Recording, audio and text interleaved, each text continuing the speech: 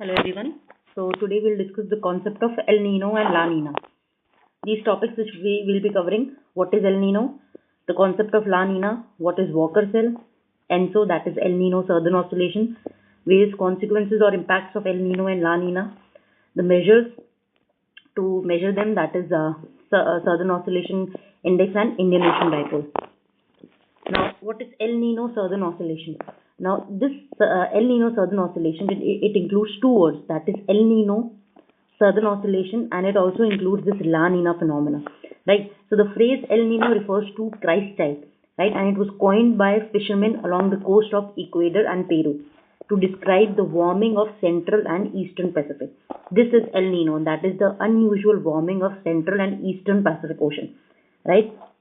And since it appears around Christ time, that is Christmas time, that is why it is known as Christ child, right? And then the next term is Southern Oscillation. Now, Southern Oscillation refers to change in atmospheric pressure over Pacific Ocean accompanying El Nino phenomena, right? We'll discuss that in our later slides. Then ENSO, it describes the combined oceanic atmospheric disturbance, right? Then La Nina, it translates as girl child, right? This was Christ child, La Nina is girl child, right? And it is the opposite ENSO phase to El Nino. Here, unusual warming takes place in El Nino. In La Nina, unusual cooling takes place. Okay. Now, why El Nino occurs? The reason behind this is there is a change in the normal pattern of trade wind circulation. Now, you can see it here. See, these are the normal conditions. Now, what happens? Here, there are easterly trade winds, right? These easterly trade winds, they drive this warm water towards the eastern part of Australia, right? And what happens? Due to this, there is piling up of warm water in the eastern part of Australia, right? This leads to high temperature condition, and due to this, there is this warm air rises. It leads to convection, and the whole lot of rainfall takes place, right? So this is the case of normal conditions, okay? And then the cold dense air sinks here, right? So what happens? Here low pressure is developed, and here high pressure is developed. Now these are the normal conditions. The warm water, it piles up here, and the cool water, it upwells, right, from below in near the South America coast. Okay, and what happens in El Nino? I told you there is unusual warming of Central and Eastern Pacific, right? Now the reason behind this is there is weakening of easterly trade winds, right? These easterly trade winds which were driving this water in case of normal conditions, now these trade winds have weakened, and that is why there is piling up of water, warm water near the Central and Eastern Pacific. So what happens now? The convection takes place here. Here this rainfall takes place. So there is drought in Australia, and there is rainfall in the Peru and Ecuador region, right? You can see it here, weakening easterly trade wind. That is the main reason behind this, right? And it results in more frequent storms and torrential rainfall in this Ecuador and Peru region in South America, and arid conditions in Australia. Okay. Now the consequences: increased rainfall over southern part of US and in Peru, which may also lead to destructive flooding, right? Simultaneously, it leads to drought in West Pacific, right? It may also lead to occasionally fires in Australia, right? Now El Nino phenomena is associated with drought in India and eastern part of Africa, right? This also leads to suppression of storms and hurricanes in the Atlantic Ocean, but it increases the number of tropical storms over Eastern and Central Pacific. Why? Because there is warming of Eastern and Central Pacific. Okay. Now, the next one is, what is La Nina? Now, La Nina, it refers to girl child, right? It is just the opposite of El Nino, because it is there is unusual cold or cooling of Central and Eastern Pacific, right? And La Nina usually brings colder winters in Canada and Alaska, and drier, warmer weather in the near the American coast, right, the southeast coast. Then together, La Nina and El Nino, I told you these are part of ENSO, that is El Nino Southern Oscillation. La Nina is the cold phase, right, and El Nino is the warm phase. In El Nino, there is unusual warming. In La Nina, there is unusual cooling, right? Now you can see it here. What is this La Nina? There is intensification of normal conditions. Now I told you, in normal conditions, what is happening? These southeast, these trade winds, the easterly trade winds, these are driving the warm water towards the Australia region, right? Now there is intensification of the normal condition, and there is intense rainfall in the Australia region, and these are extremely dry conditions, right? And this hole is known as Walker cell.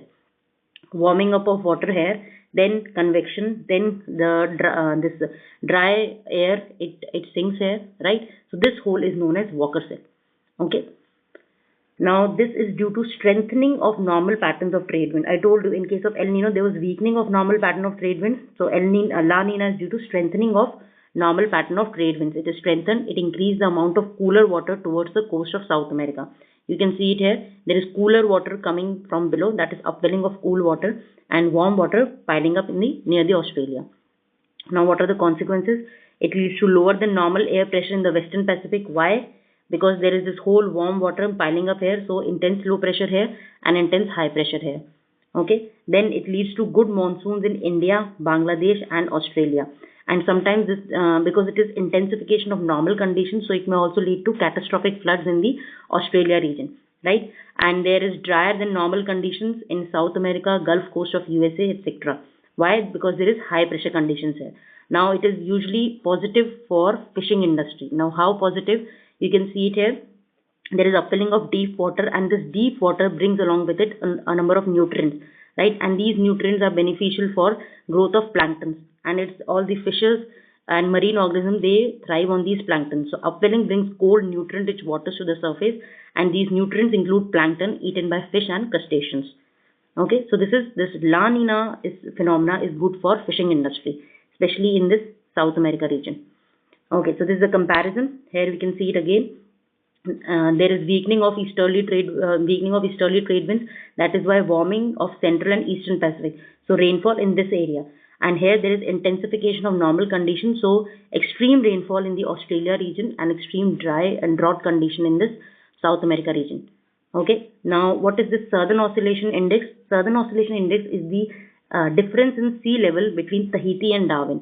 Now you can see it here. Darwin is in this Australia region. Tahiti is in the Central Pacific. Okay. So difference in sea pressure, that is the difference in the air pressure between these two places, that helps in calculating this SOI.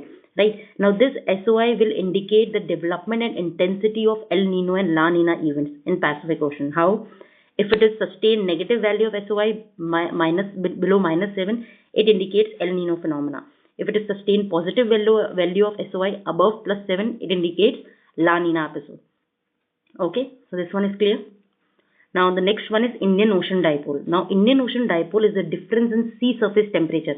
Remember, it is sea surface temperature, not air pressure, as it was in the case of SOI. So in case of IOD, it is sea surface temperature, right? Sea surface temperature between western part of Arabian Sea and eastern part of Indian Ocean. You can see it here. Western part of Arabian Sea and eastern part of Indian Ocean.